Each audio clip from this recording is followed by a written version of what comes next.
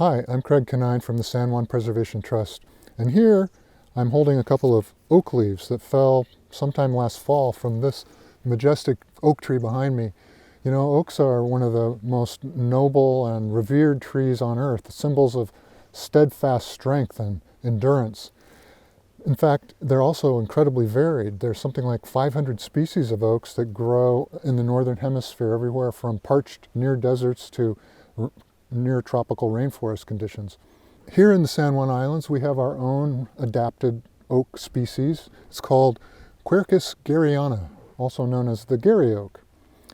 You know, in our conservation work at the Preservation Trust, we talk a lot about Garry Oaks. Our volunteers plant hundreds of them every year, and we give them as special gifts, saplings, to some of our most far-sighted donors. But you know, I'll let you in on a little secret. Sometimes I wonder, what's the big deal about Garry Oaks? Why are they so important? And who is Garry anyway? Come along with me on a journey to find out.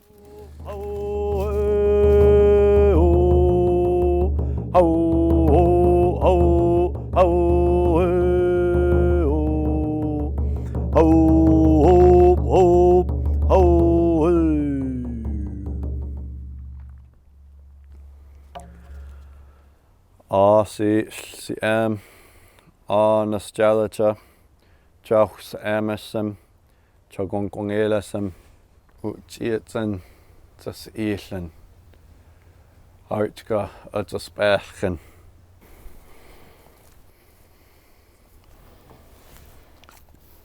Hi, Sam. Hello, Greg. How are you? It's amazing to see you on Bendovi Island on this beautiful spring day. I have to tell you, my spine is tingling hearing that song and those words you were just saying. Can you tell me what you were singing and talking about, please? Yeah, I sing that song before I harvest plant medicines and foods such as camas. And the prayer that I said was in the Lekwungen and Samish language. And essentially is what I said was that this here is a prairie, spachen, that's the word for prairie, spachen. And that this used to be a place where our people, our Huilngoch people, would come to gather food and medicine that we would be able to feed ourselves all year long with. And it's actually a living remnant of a garden that was very thoughtfully stewarded by the old ones, by the ancestors for thousands and thousands of years. So this type of coastal meadow is typical of the Garry Oak meadow complex. Is that right? That's exactly right. There's a few plants that grow together really, really nicely in these prairies, and they all happen to be fire-adapted species as well. And so the management technique that people would use to manage these prairies would actually promote a few key species that people really, really relied on for their winter food sources. Camas, which we call quisha'al, and the chocolate lily, tzalik, and then the Garry Oak, which is jung'ilch. And the Garry Oak is a really special tree because it's one of the few that would be able to survive these prairie burns that people would do. And it was valued for the acorns. There's a special way to process them, which is pretty labor intensive. But the wood is also such an extremely hard, dense wood that people would use that wood to make tools with, specifically the D adze, which is a carving tool shaped like a uppercase D. That would be the handle that you would then attach a piece of nephrite stone that had been shaped into a blade. And the name jung'ilch for the Garry Oak tree actually translates into D adze tree. So it was really special for that reason. Huh. Named after the tool that was used to. Mm-hmm. Wow, I've learned so much. Thanks, Sam. How do you say see you later in Lekwungen? Haikwicha. Haikwicha. That's perfect. Yep. All right. And then to say back, I say hayok. All right, we'll try it. Haikwicha. Hayok. Thanks, Sam.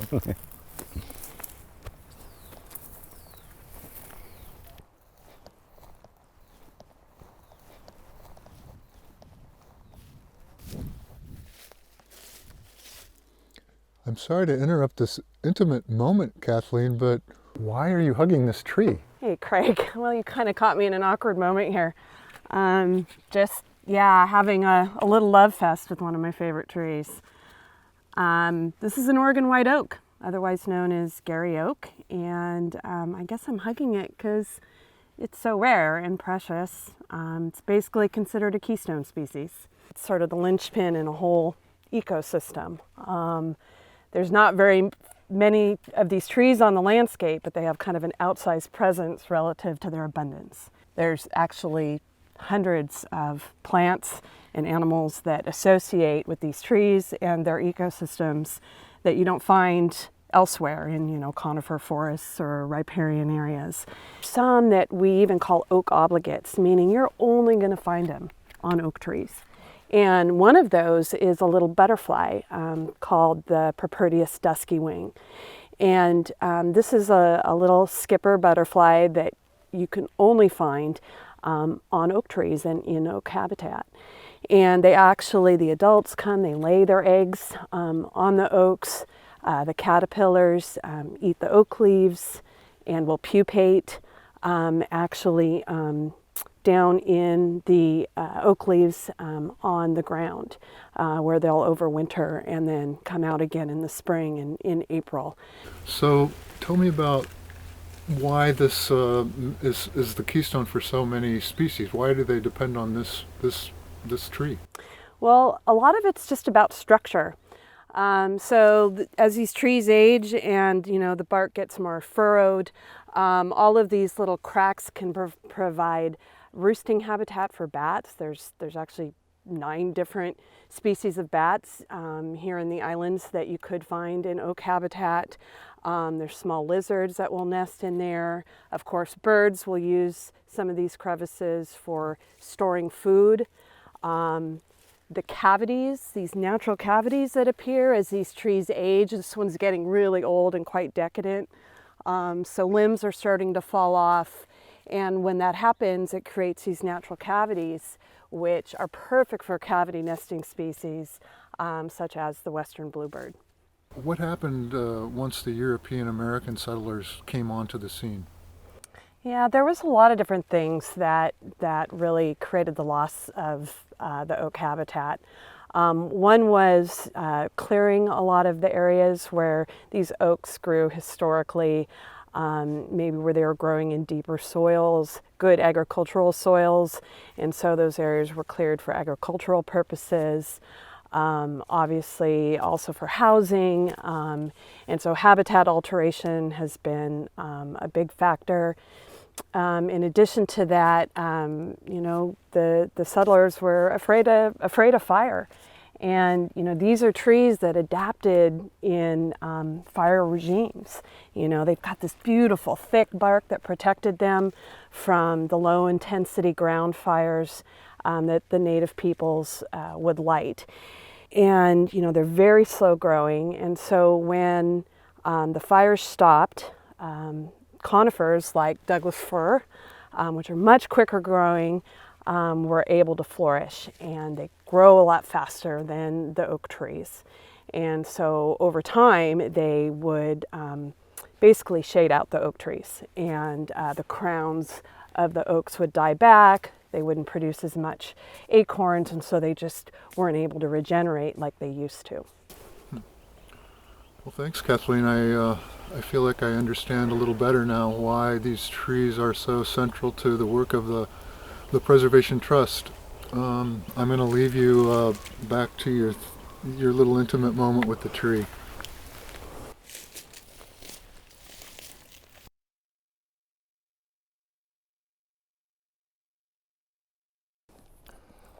Hi, Tom. Oh, hey, Craig.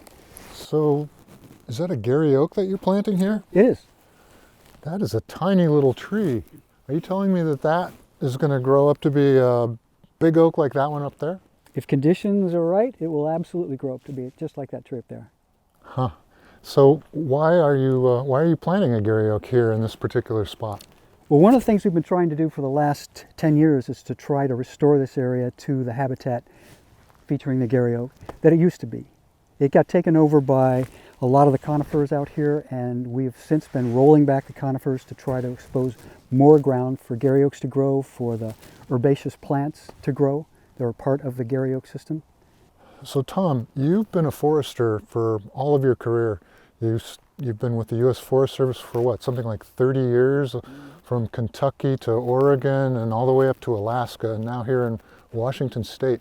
So I'm just wondering, from that perspective, how would you rate this Garry Oak ecosystem? It's a really rare habitat, and it's one that over time has gotten decimated for any number of reasons, from development to invasive plants to no more fire being used out here to actually establish this. So yeah, to have this restored makes great sense. It should be what we're doing. Wow. So I'm just looking at this specimen that you got here, and so the tree part itself is like just a few inches tall, but this is a long container. What's up with that? Yeah, this is a characteristic of Garry Oaks. It's really important for its survival. It grows a really long taproot as part of its initial growth. And the top of the plant outside of the soil could be very small. It may only be a few inches high for 3 to 7 years. And it spends all that time investing in the roots, especially that taproot. And we have to just be patient with these things and let them grow in their time. Because all of a sudden, one year, they'll just start growing. From this little small stage, they'll start growing maybe 1 foot to 2 feet a year. So you've got it in the ground, and now what? So next what we do is we're protecting against voles and against deer. And we need something to actually cover over the seedling, not just above ground, but actually below ground, because the voles can girdle a tree underneath the ground. So I take it it's translucent enough so sun can get through. That's exactly right. This actually acts as a little greenhouse. Ah, And it allows the plant to grow really well inside there. You just put a stiffener along the side so it's not going to blow over, and now you've got it protected. well, Tom, I've learned a lot today about how you plant oaks, why you are storing them, and thanks for telling me about the gospel of the Garry Oak. You're welcome. All right, see you later. Bye now. Hey, Dean. Hey Craig, welcome to Turtleback Mountain. Why, thank you. What are you up to here? I was just looking at one of the lichen species on this tree. This is a Usnea lichen. And you know, as these trees mature, they become habitat for all sorts of interesting things, not only these lichens, but a bunch of different types of mosses. Wow, well, I'm just loving this view of Turtleback, and you can tell from the moss, I guess, and the lichen that there's a whole bunch of Garry Oaks lined up into the distance towards the rest of Turtleback. So Dean, as the head of stewardship for the Preservation Trust, what are your concerns about caring for this habitat now and into the future? Well, that's a great question, because I don't know if you know this, but the oaks in the San Juan Islands and in southern Vancouver Island, they're an isolated little population. The nearest oaks are more than 100 miles away. Wow. And they're also at the northern range of oaks. But if the climate changes so that it's more advantageous to oak habitat, we need this population in order to expand into the new areas. So you're telling me that in some ways at least, a warming climate might actually be beneficial to this kind of habitat? Absolutely. You know, oak trees are adapted to drier, warmer climates. And as this area gets drier and warmer, there's going to be more places like, you know, the southern facing slope of Turtleback Mountain, which is pretty drought tolerant now. And that's what we're trying to protect here.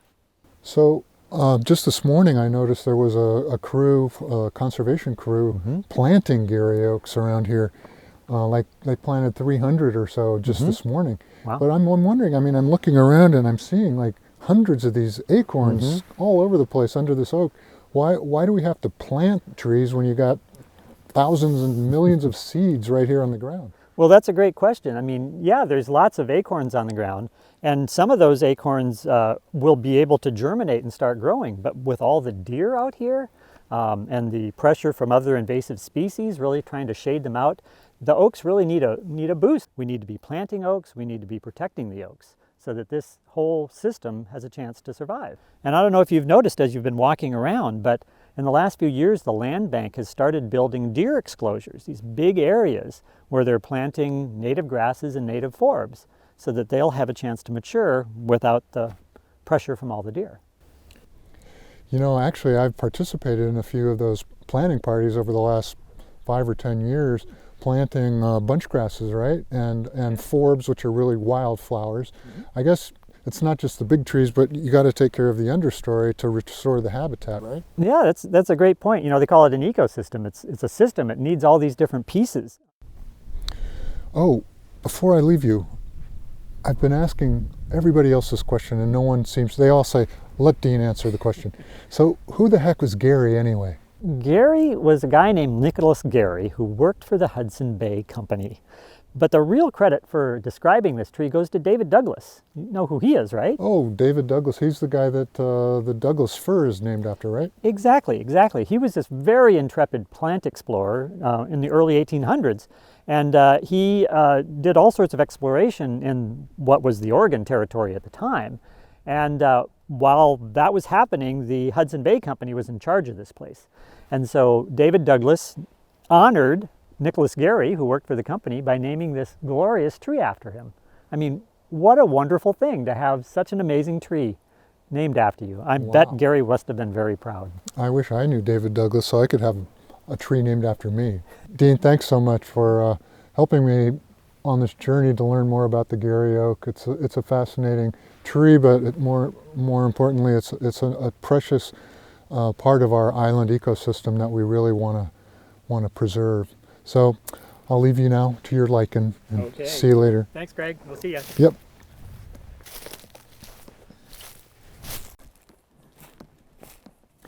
Well, I've learned a lot on this journey.